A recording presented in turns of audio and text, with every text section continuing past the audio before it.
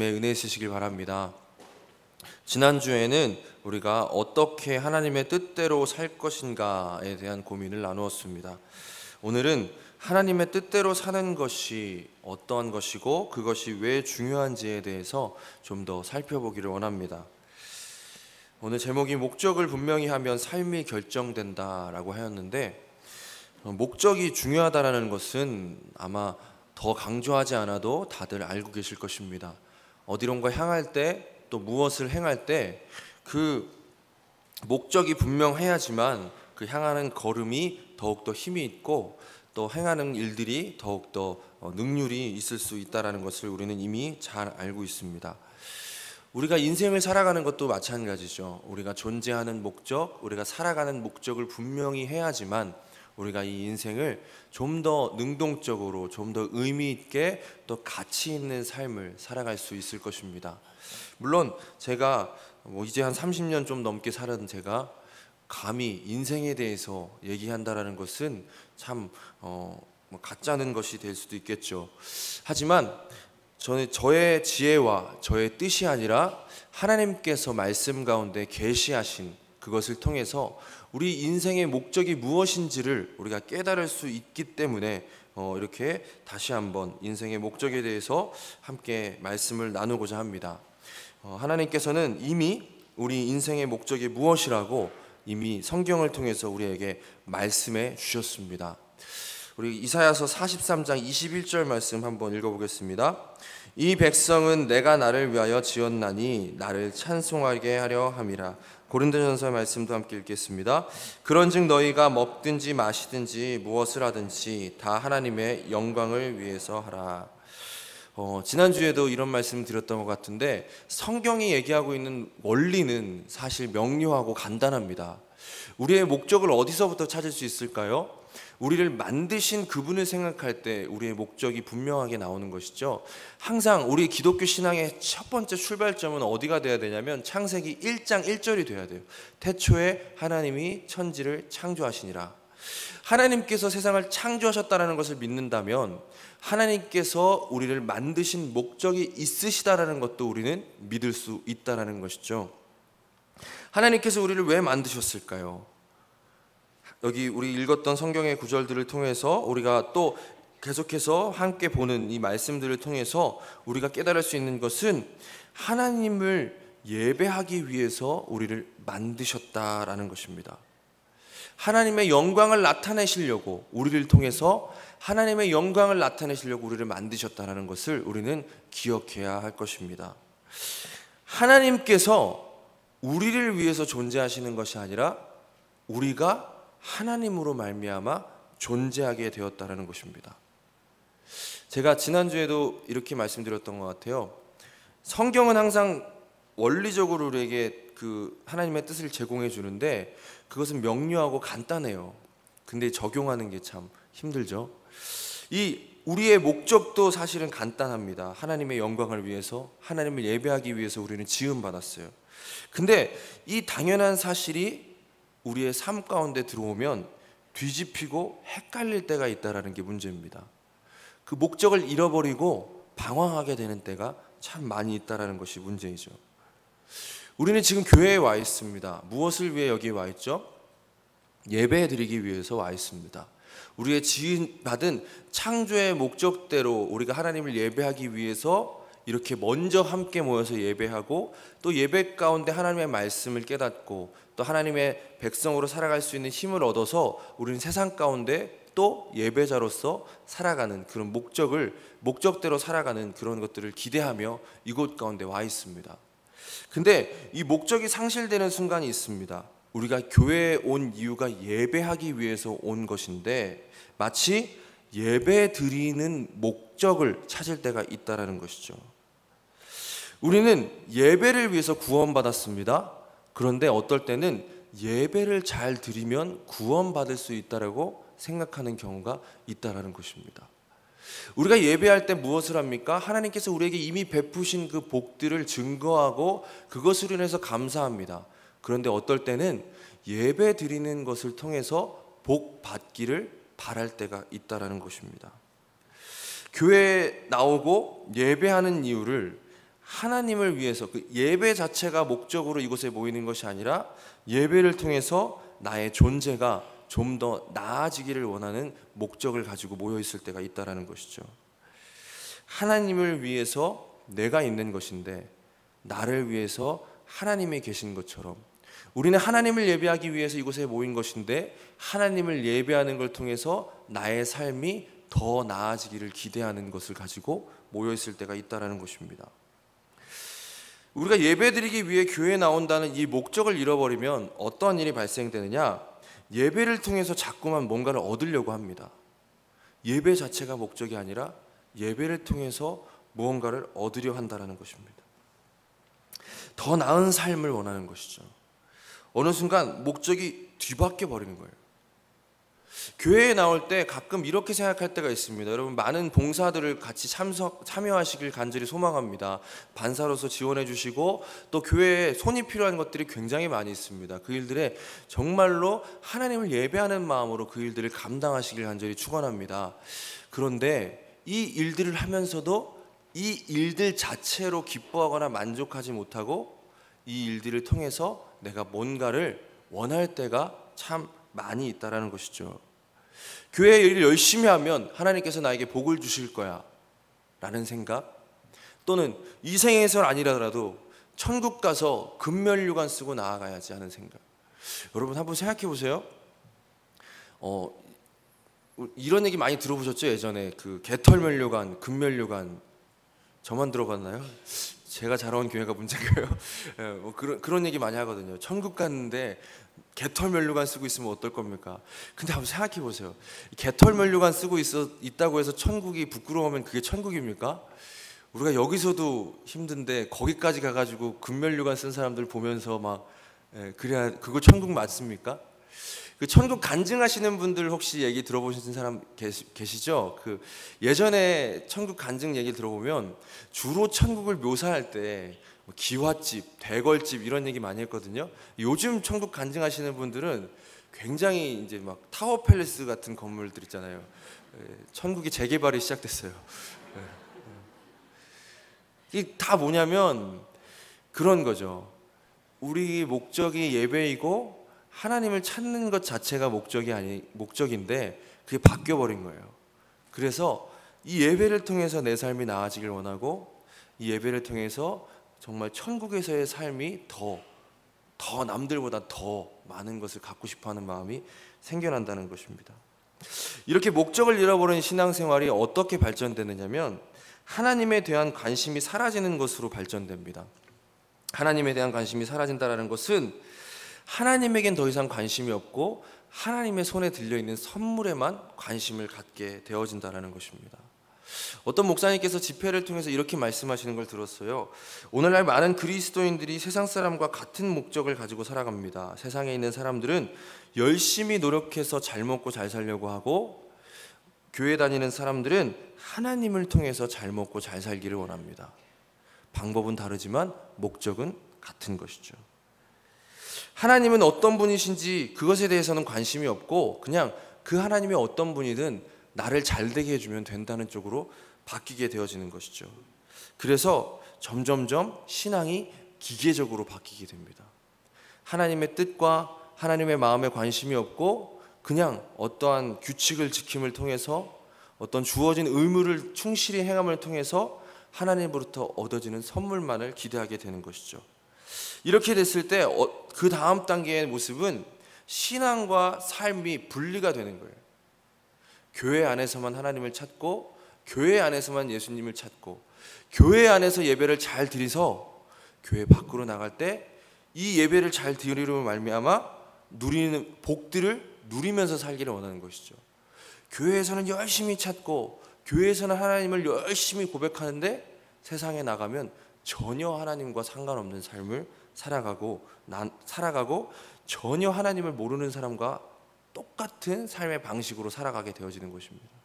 마치 이런 것이죠. 램프의 그 주인이 램프를 들고 다니다가 무슨 일이 생기면 그거 문질러 가지고 램프의 요정에게 소원을 들어달라고 얘기하는 거예요. 교회 안에 하나님을 가둬놓고 교회 안에서만 하나님을 찾다가 세상 가운데 그냥 내 방식대로 내 삶대로 살다가 문제가 생기면 램프를 비비는 것처럼 기도해서 문제만 해결되면 되는 거예요. 하나님은 어떤 분이라도 상관없어지는 것이죠. 결국 이러한 신앙의 모습은 자기중심적인 생각을 하게 만듭니다. 내가 교회에 다닌다는 이유만으로 나의 구원을 확신하며 나의 삶이 어떠하든 간에 내가 지금 하나님의 뜻에 완전히 위배되는 삶을 산다 할지라도 결과적으로 나를 잘되게만 해주면 그것을 복으로 여기고, 어떤 불법을 행해서라도 내 삶의 질만 높아지기를 소망하면서 그것을 위해서만 기도하면서 나를 위한 신앙생활을 하기에 이르게 되어지는 것이죠. 이것은 그리스도인의 참된 모습이라고 할 수 없습니다. 이것은 구원파랑 다를 바가 없는 것이죠. 근데 오늘 성경은 이러한 모습들이 이스라엘 백성들 가운데 이미 있었다라는 것을 가르쳐 줍니다. 우리 사무엘상 4장 3절 말씀 한번 읽어보겠습니다. 3절부터 4절까지 함께 읽겠습니다.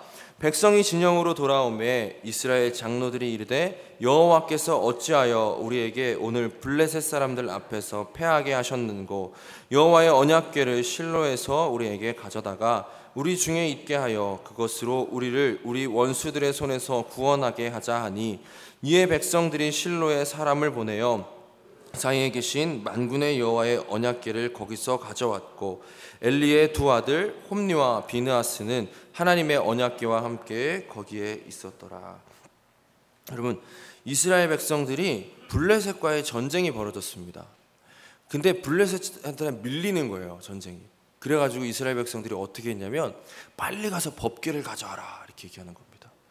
아마도 그 얘기를 한 사람들은 이런 것들을 떠올렸을 것입니다. 이미 그때 당시에 모세오경이 있었고 또 입술을 통해서 계속해서 여호수아의 내용들이 증거되었고 했기 때문에 그들이 이런 것들을 들었을 겁니다. 요단강을 건널 때 하나님의 법궤를 앞세워서 이스라엘 백성들이 요단강을 건너갔다는 얘기를 들었었을 것입니다. 그리고 또 그런 교육을 계속 받아왔겠죠. 여리고성을 점령할 때 법궤를 앞세워서 돌았더니 하나님께서 여리고성을 점령하게 해주더라. 이러한 것들을 들었었고 이미 믿고 있었을 것입니다. 그래서 그러한 마음을 가지고 법궤를 가져와라 이러는 것이죠. 하나님이 요단강을 건널 때 왜 법궤를 가지고 가게 하셨는가? 여리고성을 무너뜨릴 때 왜 법궤를 가지고 돌게 하셨는가는 생각하지 않고, 더 이상 하나님에 대한 것들을 생각하지 않고 단순히 그 법궤를 앞세우면 무조건 이긴다 이렇게 기계적으로 생각하기에 이르는 것입니다. 결과는 어떻게 됐을까요? 사무엘상 4장 10절 말씀 같이 읽어보겠습니다. 블레셋 사람들이 쳤더니 이스라엘이 패배하여 각기 장막으로 도망하였고, 살육이 심히 커서 이스라엘 보병에 엎드려진 자가 3만 명이었으며 하나님의 궤는 빼앗겼고 엘리의 두 아들 홈니와 비느하스는 죽임을 당하였더라. 여러분, 이게 말이 됩니까? 하나님의 법궤를 내세우고 앞으로 나갔는데, 하나님의 법궤를 들고 싸웠는데 이스라엘 백성이 졌습니다. 이것은 오늘날보다 그때 당시의 상황을 생각하면 더 심각한 문제라는 것을 우리 알 수 있습니다. 들어보셨던 분들은 들어보셨겠지만 이 이스라엘 백성 이 당시 사회, 고대 등송 사회에서 전쟁이란 그냥 나라와 나라가 싸우는 것이 아니라 이 나라의 신과 이 나라의 신이 같이 싸운다는 것을 내포하고 있었습니다. 다시 말해서 전쟁의 승패는 곧 어떤 나라의 신이 더 강한가를 나타내 준다는 것이죠. 블레셋에게 이스라엘이 패했다, 심지어 법궤를 들고 나갔음에도 패했다라는 것은 블레셋의 신이 하나님보다 더 강하다라고 생각할 수 있는 여지를 줄 수 있다라는 것입니다. 하나님께서는 그러한 것을 아시면서 이스라엘을 참패하게 만드셨고, 더 나아가서 하나님의 법궤를 빼앗기는 지경에까지 이르게 하셨습니다. 근데 정말로 하나님께서 힘이 없으셔서 진 것입니까? 블레셋의 신이 진짜로 존재해서 그 신이 하나님을 이긴 것입니까? 그것이 아니죠. 우리 사무엘상 5장 2절 그 다음에 나오는 내용입니다. 함께 읽어보겠습니다. 블레셋 사람들이 하나님의 궤를 가지고 다곤의 신전에 들어가서 다곤 곁에 두었더니 아스돗 사람들이 이튿날 일찍 일어나 본즉 다곤이 여호와의 궤 옆에서 엎드려져 그 얼굴이 땅에 닿았는지라. 그들이 다곤을 일으켜 다시 그 자리에 세웠더니 그 이튿날 아침에 그들이 일찍 일어나 본즉 다곤이 여호와의 궤 앞에서 또다시 엎드려져 얼굴이 땅에 닿았고 그 머리와 두 손목은 끊어져 문지방에 있고 다곤의 몸뚱이만 남았더라. 그때 고대근동사회 전쟁에서 이제 승리하면 어떻게 하냐면, 아까 얘기했듯이 신과 신의 전쟁이라고 생각했기 때문에 그 패배한 나라의 신의 형상, 어떤 신상을 자신들이 섬기는 신상 앞에 딱 두었대요. 그러니까 전시해 놓는 거죠. 굴복시키는 거죠. 자기의 신상을 앞에 두고 그 앞에 점령한 나라의 신상을 둠으로써 우리 신이 너희 신보다 강하다는 것을 과시했던 것이죠. 근데 이스라엘 백성은 신상이라는 게 없잖아요. 그래서 하나님의 법궤를 가져다가 그 다곤 신 앞에 둔 거예요. 근데 다음 날 어떤 일이 일어났습니까? 다곤 신이 엎드려져 있는 거예요. 그리고 그 다음 날에는 어떤 일이 일어났습니까? 다곤 신이 산산조각에 나 있는 거예요. 하나님이 약하기 때문이 아니었다는 것이죠. 하나님께 문제가 있었던 것이 아니었다는 것이죠. 이스라엘 백성의 잘못된 목적을 가지고 잘못된 신앙의 모습이 이스라엘 백성들이 패배하게 만든 원인이었다는 것을 하나님 스스로 가르쳐주고 계시는 것입니다. 하나님께서 어떤 일을 계속해서 행하셨냐면 그 법궤가 있는 지역에 전염병이 돌게 만드셨어요. 그 땅에 저주를 내리게 만드셨어요. 그 블레셋 백성들이 조금씩 이제 헷갈리는 거예요. 분명히 우리가 이겼는데 우리 신이 더 세지 않나? 그래서 법궤를 다른 지역에 옮겨봤어요. 어떻게 돼요? 똑같이 전염병이 돌고 똑같이 더 큰 저주가 일어나기 시작해요. 나중에 실험을 하게 됩니다. 한 번도 멍에를 메어보지 않는 암소 2마리를 데려다가 멍에를 지우고 새 수레를 끌게 만듭니다. 그 수레에 법궤를 놓고 저쪽에 그 블레셋 지역 쪽에 그 암소의 새끼를 두는 거예요. 그리고 그 암소를 이스라엘로 향하는 그 길목에 놔두는 겁니다. 그리고 나서 그 새끼 소들이 울게 만들어요. 새끼 소들이 울면 어떻게 돼요? 어미소가 한 번도 수레를 매본 적도 없어요. 지금 젖이 나오고 있는 소예요. 그러니까 새끼 소가 울면 당연히 짐승의 본능상 새끼에게 나가기 마련이죠. 근데 어떻게 됩니까? 이 소들이 이스라엘을 향해 나아가는 거예요. 하나님께서 하나님 스스로 하나님의 영광을 지금 나타내고 계시는 거예요. 블레셋의 신이 강한 게 아니라 하나님이 지금 이스라엘 백성을 책망하고 계시다는 것을 하나님 스스로 지금 나타내주고 계시다는 거예요. 목적을 상실한 이스라엘 백성들에게 무엇이 잘못됐는지를 지금 가르쳐주고 계신다는 겁니다. 이스라엘 백성의 그 앞선 모습들을 살펴보면 사실 이러한 결과는 이미 예상할 수 있었던 것이었습니다. 여기 사무엘상 2장 12절 말씀 함께 읽어보겠습니다. 엘리의 아들들은 행실이 나빠 여호와를 알지 못하였더라. 3장 1절 아이 사무엘이 엘리 앞에서 여호와를 섬길 때에는 여호와의 말씀이 희귀하여 이상이 흔히 보이지 아니하였더라. 그 법궤가 빼앗길 시점 그 바로 앞에 어떤 상황이 있었냐면 이스라엘 백성이 더 이상 하나님께 관심을 갖지 않았어요. 하나님께 관심이 없었다는 것이 무엇으로 나타났냐면 하나님의 말씀을 찾지도 않고 하나님의 뜻대로 행하는 것이 없었다는 거예요. 사사기 시대를 잘 아시죠? 이 법궤가 빼앗긴 바로 그 시점 전에가 바로 사사기 시대인데 사사기 시대가 계속 반복되는 일이 있었습니다. 무엇이었습니까? 하나님께서 이스라엘 백성을 건지시고 이스라엘 백성이 하나님을 떠나고 또 하나님을 찾았을 때 이스라엘 백성을 하나님께서 또 건지시고 또 이스라엘 백성이 하나님을 떠나고 그런 일들이 계속 반복됐어요. 뭐예요? 하나님을 찾은 하나님께 관심이 없고 단지 지금 평안한 것만을 원했던 거예요. 단지 지금 이스라엘 백성들이 원수의 손에서 놓이기만을 원했던 거예요. 그게 반복되면서 이스라엘 백성들이 더 이상 하나님의 말씀이 없어져 버린 거예요. 사무엘서 3장에 사무엘이 하나님의 말씀을 듣거든요. 근데 그때 사무엘이 어디서 자고 있었는지 아십니까? 법궤 앞에서 자고 있었어요. 이게 얼마나 심각한 건지 확 감이 안 오시는 분들은 울며 슬퍼 이를 갈면서 말씀을 찾아보시기 바랍니다. 여러분, 법궤가 원래 있어야 되는 장소가 어디예요? 성막이거든요. 성막에서도 가장 깊은 지성소 아니에요. 지성소 안에 들어갈 수 있는 사람은 대제사장이었어요. 대제사장만 유일하게 1년에 딱 한 번 모든 속죄의 의식을 마치고 하나님께서 정결하다고 하신 이후에 들어갈 수 있었어요. 들어갈 때도 어떻게 들어갔냐면 몸에 방울을 달고 들어갔어요. 허리에 줄을 매고 발에 방울을 달고 들어갔어요. 왜 그랬냐면 방울 소리가 나지 않으면 저 사람이 죄로 말미암아 죽었구나. 근데 시체를 꺼내올 수가 없잖아요. 그러니까 줄을 매갖고 가는 거예요. 줄 밖에서 들고 있다가 방울 소리가 안 나면 그 사람을 꺼내오는 그 정도로 거룩하고 그 정도로 구별된 곳이 법궤가 있는 장소였어요. 근데 아이 사무엘이 거기서 잠을 자고 있었다니까요. 성막도 없어지고 뭐 하나님의 말씀이 남아있는 게 하나도 없었다는 것을 의미하는 것이죠. 이스라엘 백성들은 더 이상 하나님을 찾을 생각이 없었어요. 그냥 단지 법궤 들고 나가면 하나님이 우리가 승리하게 해줄 거다, 이 생각밖에 없었던 것이죠. 더 이상 하나님과의 관계는 없어지고 기계적 신앙만 남아있는 그런 모습, 목적이 상실돼 버려서 그냥 의미 없이 하나님이 아니라 하나님을 우상으로 만들어서 섬기고 있었던 이스라엘의 모습을 명확히 보여주는 것입니다. 문제는 여기서 그치는 게 아니에요.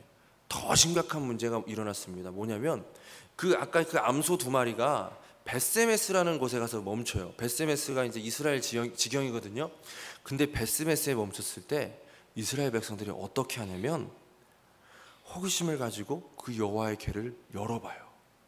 그래서 70명, 성경에 보면 가로치고 5만 70명이라고 써 있거든요. 그러니까 이게 히브리어가 해석상에 이제 어떤 차이가 있기 때문에 70명일 수도 있고 5만 70명일 수도 있다는 거예요. 그러니까 어쨌든 심각한 죽음이 일어났다는 거예요. 왜요?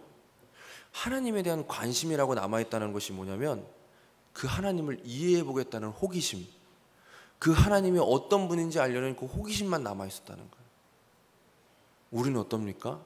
우린 정말 하나님께 관심이 있습니까? 하나님에 대한 호기심만 가지고 하나님을 대하고 있지는 않습니까? 이러한 이스라엘의 모습을 통해서 우리는 정말 목적을 발휘하고 있는가, 하나님을 예배하기 위해서 지금 이곳에 앉아 있는가를 다시 한번 돌아봐야 한다는 것입니다.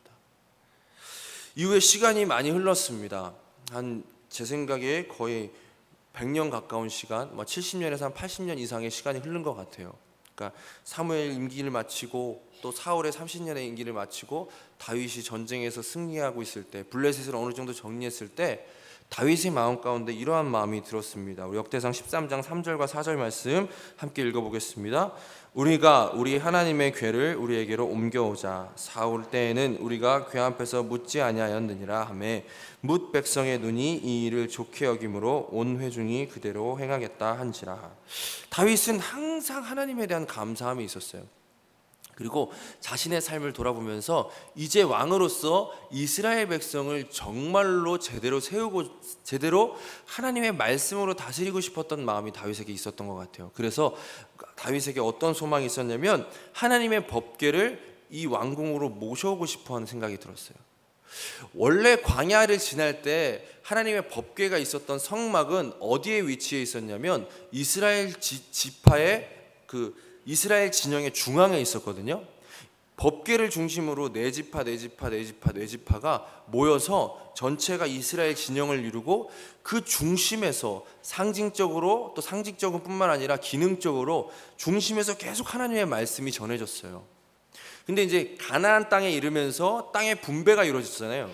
분배가 이루어지면서 이스라엘 백성들이 더 이상 그 모든 지파가 한 군데 모여 있지 않고 그 지정된 땅에 살게 되어집니다. 그러니까 더 이상 어떤 이제 보여지는 그런 중앙의 위치가 없는 것이죠. 그런데 그 왕궁 사회에서 그 사회의 중심부의 역할을 감당했던 게 뭐죠? 왕궁이죠, 왕궁. 그래서 다윗이 이 이스라엘 백성의 중앙에 법궤를 다시 모셔오고 싶었던 마음이 생겼던 거예요. 하나님의 말씀대로 이스라엘을 다스리고 싶었던 마음이 있었기 때문에, 원래 이스라엘 백성의 목적을 되찾고 싶은 마음이 있었기 때문에, 하나님을 예배하기 위해서 구원받은 그 이스라엘의 원래의 목적을 이루고 싶은 마음이 있었기 때문에 다윗은 그 하나님의 법궤를 모셔오고자 하는 마음이 생겼던 것입니다.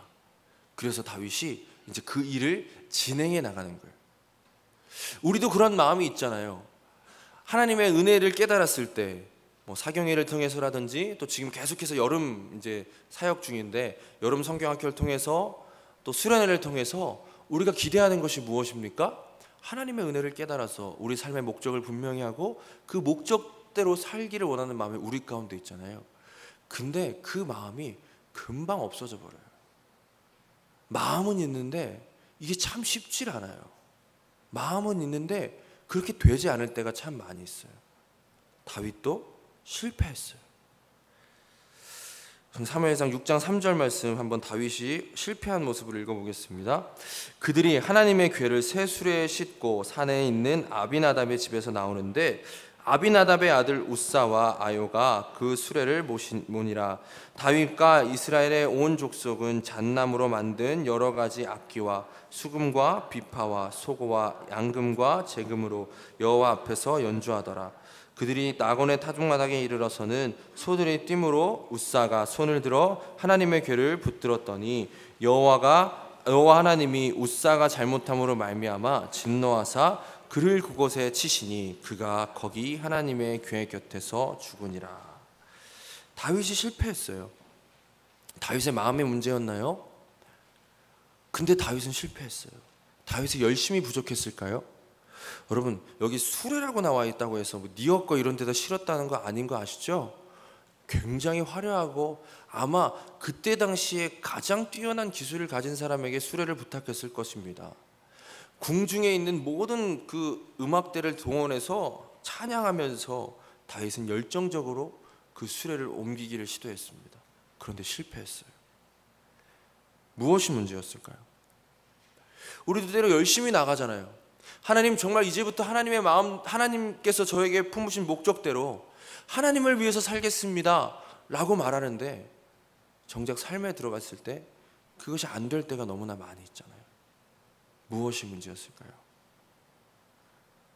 다윗의 마음 가운데 다윗은 하나님을 마음의 그 나라의 중심에 모시고 싶다, 하나님을 향한 목적을 되찾고 싶다라는 마음이 있었지만 여전히 다윗은 목적을 분명히 하지 못했습니다. 그것이 어떻게 증명되냐면 하나님의 뜻에 다윗이 관심을 갖지 않았어요. 다윗이 하나님을 다시 모시고 싶다 했던 것은 정말로 하나님과의 관계가 회복되고 정말로 하나님을 내 마음의 중심에 모시고 싶다, 이 마음보다 하나님을 모시험을 통해서 내 삶이 좀 나아지고 하나님을 모시험을 통해서 이스라엘이 강해지고 이런 것들을 원했다는 것이죠.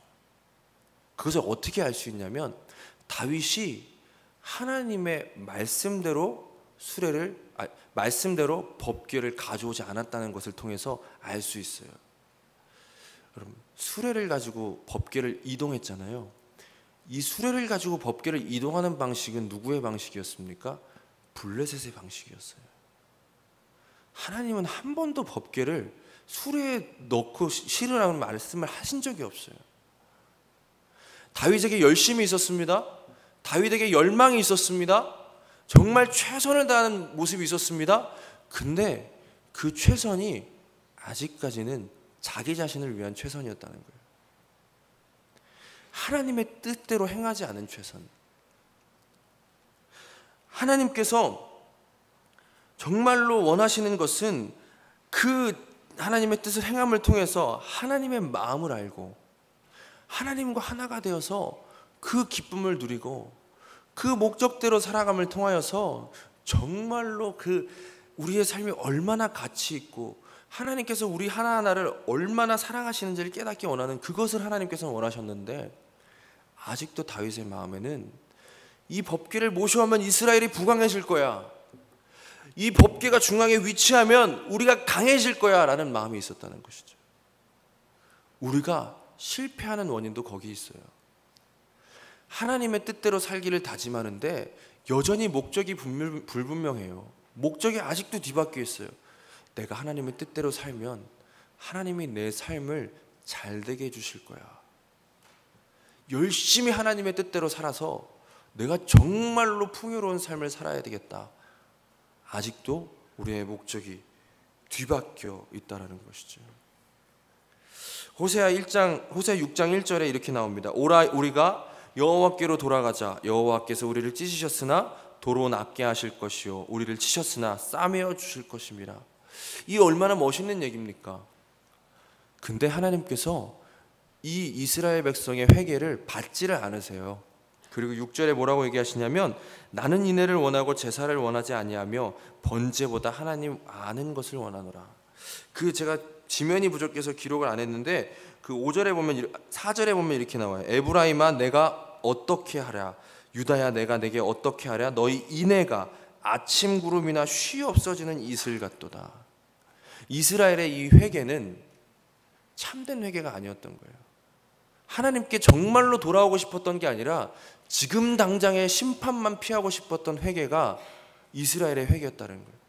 사사기 백성과 마찬가지로 법궤를 가지고 나갔던 그런 잘못된 사람들의 마음과 마찬가지로 그냥 지금 당장의 것만 원하였던 모습이 이러한 회개를 가져왔다는 거죠.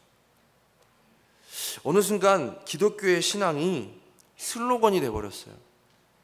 교회 안에서 멋진 말들이 넘쳐나고 정말 교회 안에서 찬양이 넘쳐나고 얼마나 화려합니까?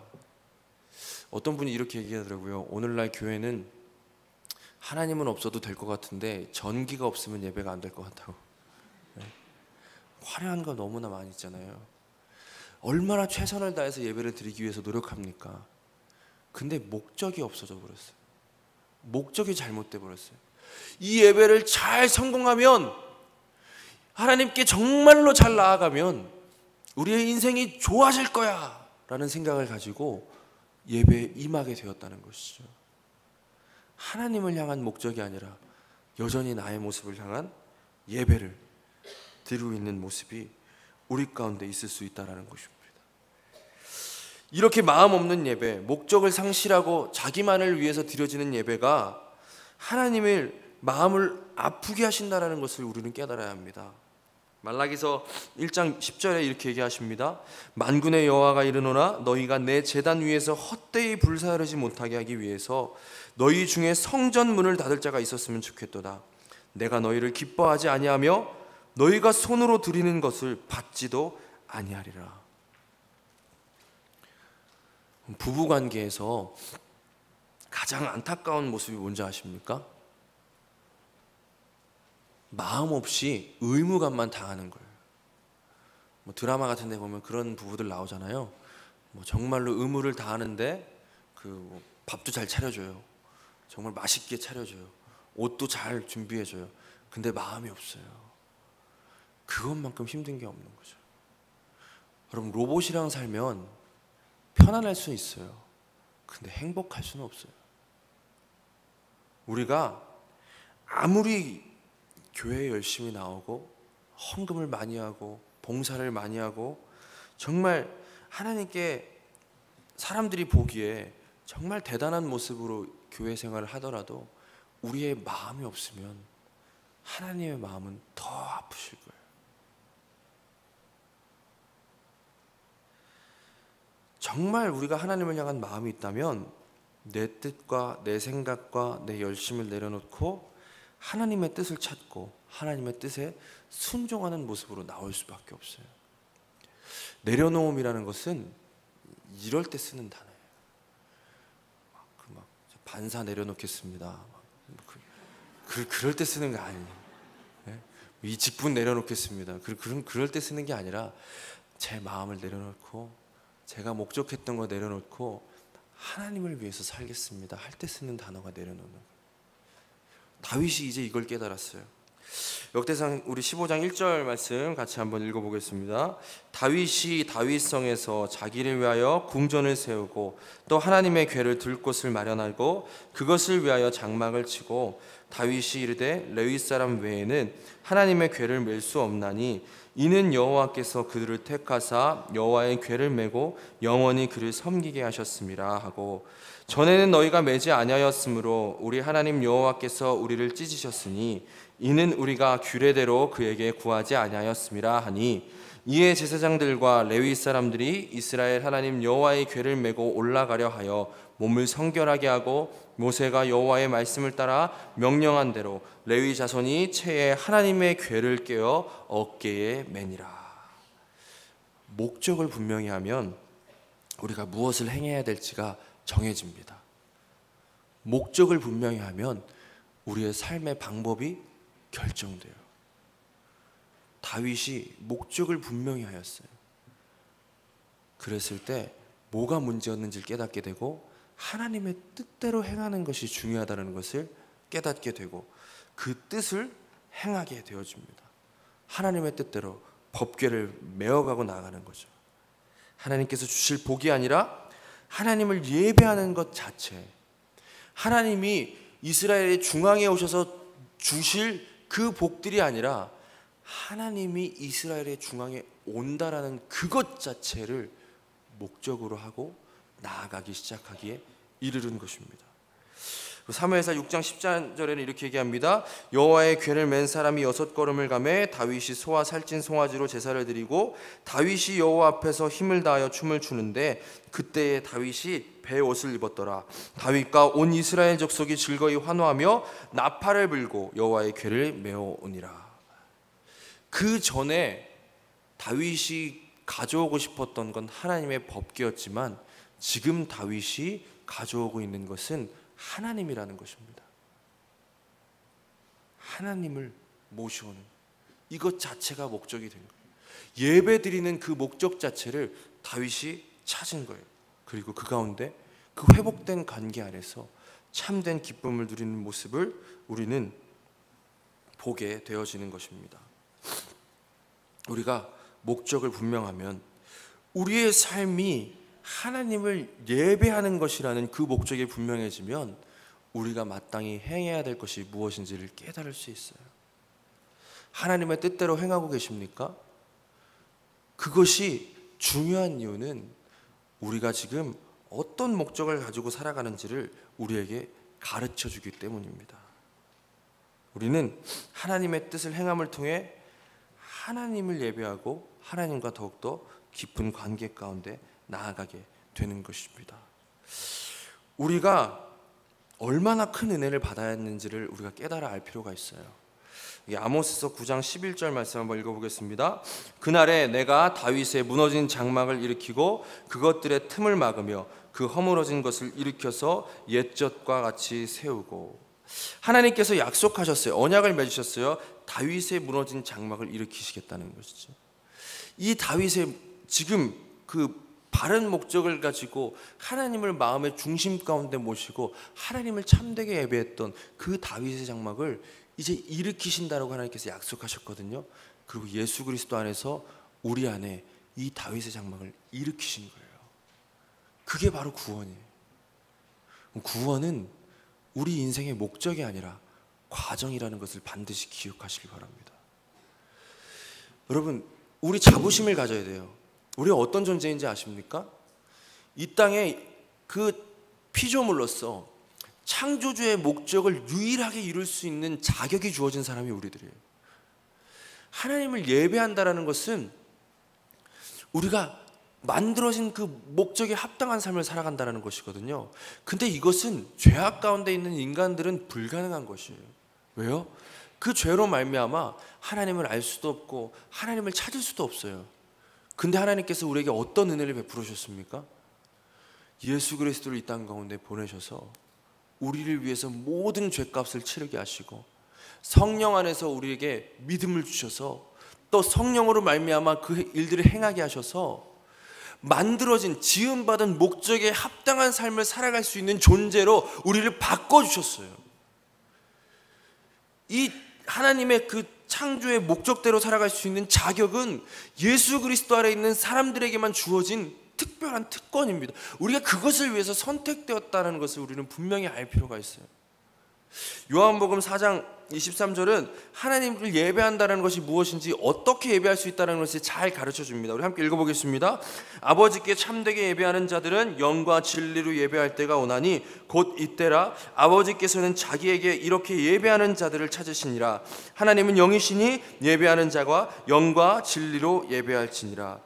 영과 진리로 예배를 할지니라. 영과 진리가 아니면 예배할 수가 없다라는 것이죠. 죄악 가운데 있는 사람들은 어떻습니까? 영이 죽어 있어요. 진리를 깨달을 수가 없어요. 근데 하나님께서는 우리를 예수 그리스도를 믿는 그 믿음으로 말미암아 우리의 영을 다시 살아나게 하시고 하나님의 영을 부으셔서 그 진리 가운데 행할 수 있게 만들어 주셔서 예배할 수 있는 존재가 되게 만들어 주셨다는 거예요. 이게 우리가 받은 은혜라고요. 이게 우리가 받은 그 은혜라고요. 에스겔서 36장에 뭐라고 나옵니까? 또 새 영을 너희 속에 두고 새 마음을 너희에게 주되 너희 육신에서 굳은 마음을 제거하고 부드러운 마음을 줄 것이며 또 내 영을 너희 속에 두어 너희로 내 율례를 행하게 하리니 너희가 내 규례를 지켜 행할지니라. 하나님은 우리의 그 목적을 이루게 하시기 위해서 우리 마음 가운데 성령을 부어주시겠다 약속하시고 그 약속하신 대로 성령을 부으셔서 우리로 하여금 그 목적에 합당한 삶을 살아갈 수 있게 만들어 주셨다는 것입니다. 이러한 은혜를 깨닫는다면 우리의 목적이 무엇인지를 분명히 할 수 있어요. 이러한 목적, 이러한 은혜를 우리가 정말로 안다면 내가 내 삶의 목적을 어디로 삼아야 하는지를 분명히 할 수 있어요. 여러분, 레위기 11장 45절 말씀, 또 디모데전서 4장 5절 말씀 함께 읽어보겠습니다. 나는 너희 하나님이 되려고 너희를 애굽 땅에서 인도하였네. 하나님의 말씀과 기도로 거룩하여 짐이라. 그럼 거룩이라는 것은 우리가 구별됐다라는 것을 의미하는 단어이거든요. 구별됐다. 근데 거룩이라는 것은 뭐냐면 하나님을 예배하는 예배자의 모습을 명확히 설명해 주는 단어예요. 왜냐하면 예배라는 것은 하나님께서 계심을 인정하는 것이거든요. 우리가 삶 가운데 드려야 되는 예배는 하나님께서 계시다는 것을 인정하는 거예요. 하나님께서 계시다는 것을 인정하고 믿으면 어떤 삶을 살게 되죠?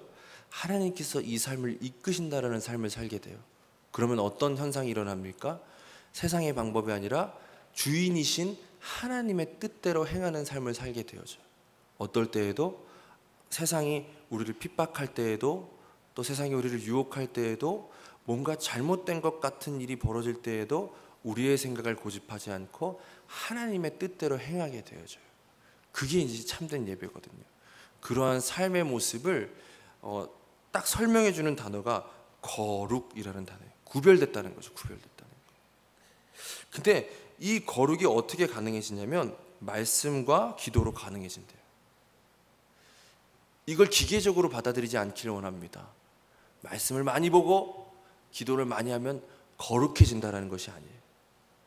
하나님을 목적으로 삼고 정말로 예배하기를 소망하는 사람은 말씀과 기도가 항상 있을 수밖에 없다라는 겁니다.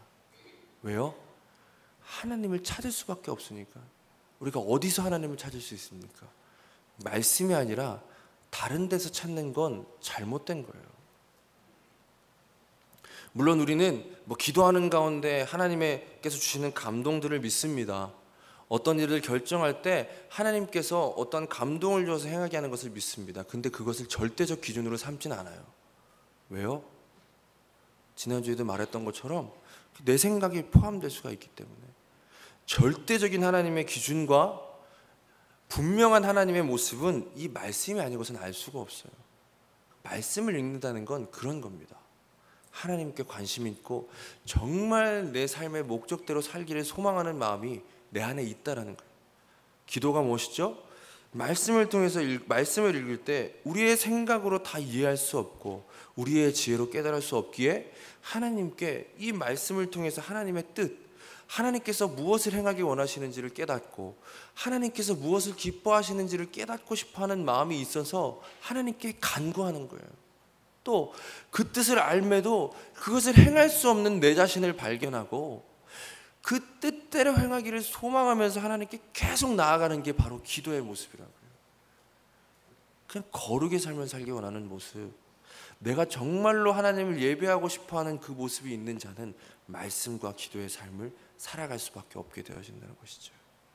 반대로 내가 지금 말씀과 기도의 삶을 살고 있지 못한다는 것은 내가 지금 잘못된 목적으로 살고 있다는 것을 깨닫게 해주는 것이 되어지기도 합니다.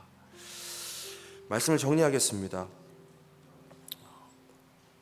우리가 함께 모여서 예배 드리는 것이 중요한 이유는 이 예배가 우리가 지금 어떠한 목적을 가지고 살아왔었는지를 확인시켜주는 시간이기 때문에 그렇습니다.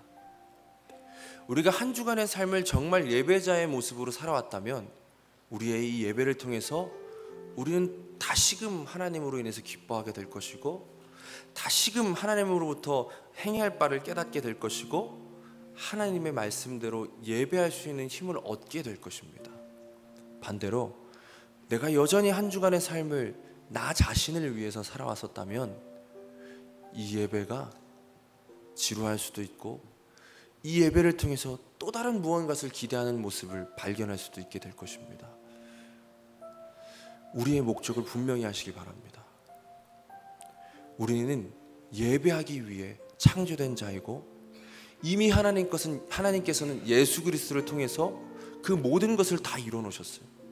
하나님을 예배할 수 있는 그 목적에 합당한 삶을 살 수 있도록 우리 자신을 변화시켜 주셨습니다. 자, 이제 예배가 마쳤습니다. 한 주간 또 살아갈 때, 이제부터 살아갈 그 한 주는 목적을 분명히 하고 하나님의 뜻 가운데 살아가시는 저와 여러분이 되기를 간절히 소망합니다. 우리 함께 찬송하기 원합니다. 나는 예배자입니다. 우리 이 찬양을 같이 하며 고백하면서